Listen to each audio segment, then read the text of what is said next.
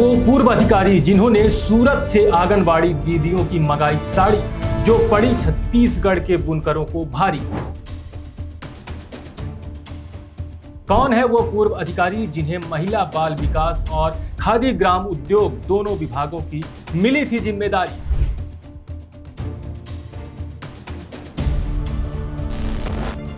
कौन है वो पूर्व अधिकारी जो सरकार के आंख के सामने कर रहा था घोटाला?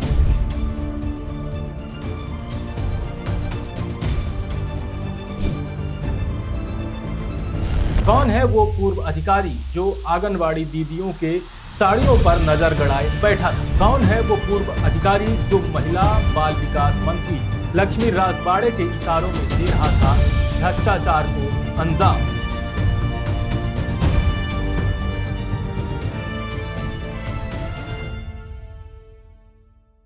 राम राम, जय जोहार, जय छत्तीसगढ़। देख भैया, सीजी अनफिल्टर्ड ने बहुत पहले ही चीख चीख कर बता दिया था कि प्रदेश में 12 करोड़ का साड़ी घोटाला हुआ है।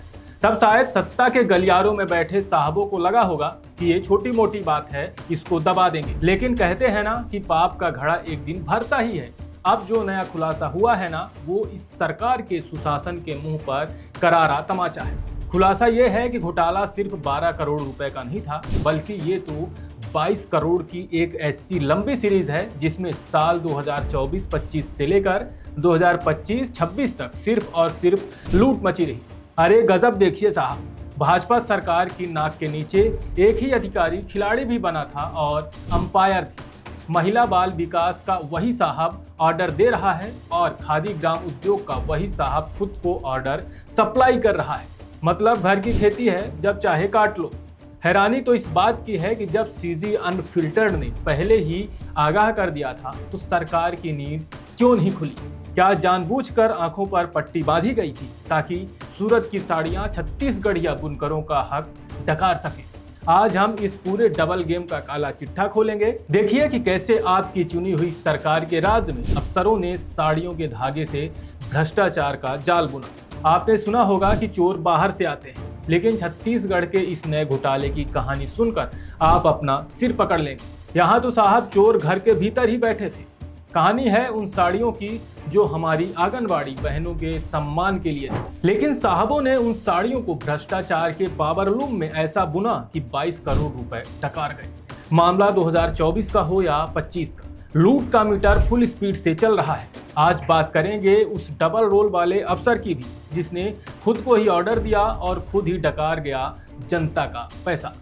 इस घोटाले की पटकथा किसी फिल्मी स्क्रिप्ट से कम नहीं है। जरा सोचिए, एक बड़े साहब हैं, उनके पास महिला बाल विकास विभाग की चाबी है और खादी ग्राम उद्योग का ताला उन्हीं के पास है।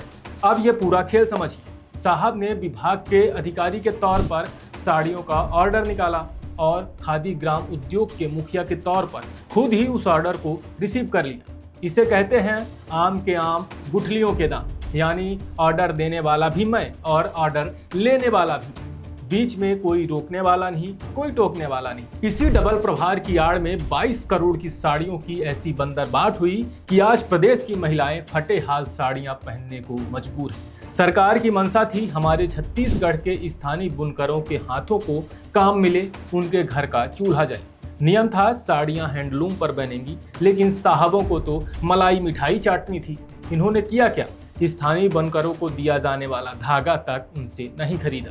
कागजों पर दिखा दिया गया कि बुनकर साड़ियां बना रहे थे, लेकिन असलियत में ट्रक भर कर साड़ियां सूरत से मंगवाई गई। पावरलूम की सस्ती साड़ियां आई और उन्हें छत्तीसगढ़िया बुनकरों के नाम पर हैंडलूम बताकर खपा दिया गया। वाह रे साहब, छत्तीसगढ़िया सबले बढ़िया का नारा लगाने वाली सरकार की नाक के नीचे छत्तीसगढ़ के बुनकर काम के लिए भटक रहे हैं और अधिकारियों की जेबें सूरत के व्यापारियों के साथ मिलकर गर्म हो रही हैं। अब इस घोटाले का असली चेहरा भी देखते जाइए। जो साड़ियां आंगनवाड़ी कार्यकर्ताओं को बांटी गई, उनकी हालत क्या है? कपड़ा इतना रद्दी कि एक बार धोने में ही दम तोड़ दे। साइज में साड़ियां इतनी छोटी कि पहनना ही मुश्किल। और दाम, जो साड़ी बाजार में 200 से 300 की मिलती है, उससे कागजों पर 1000-1200 का दिखाया गया। करोड़ों का यान गायब, करोड़ों की मजदूरी गायब, और बदले में मिला क्या?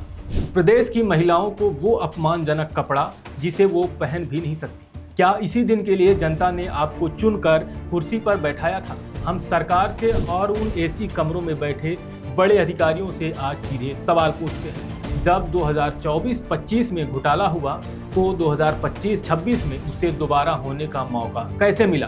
क्या सरकार को खबर नहीं थी कि एक ही अफसर ऑर्डर भी दे रहा है और ले भी रहा है?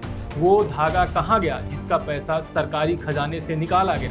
उन फर्जी बिलों की जांच आखिर कब होगी जो बुनकरों के नाम पर बनाए गए? साहब, ये सिर्फ 22 करोड़ की हेराफेरी नहीं, ये छत्तीसगढ़ की अस्मिता और गरीब बुनकरों के पेट पर लात है। जब रक्षक ही भक्षक बन जाए तो न्याय की उम्मीद किससे करें? 2024 में जो हुआ सो हुआ, लेकिन 2025 में भी 12 करोड़ की नई सेंधमारी बता रही है कि भ्रष्टाचारियों के हौसले बुलंद हैं। अब देखना यह है सरकार इन साहबों पर कार्रवाई करती है या फिर इस मामले को भी साड़ियों की तरह फाइलों के नीचे दबा दिया जाएगा। छत्तीसगढ़ की जनता देख रही है और याद रखिएगा कि जब जनता हिसाब मांगती है तो अच्छे अच्छों की कुर्सियां हिल जाती हैं।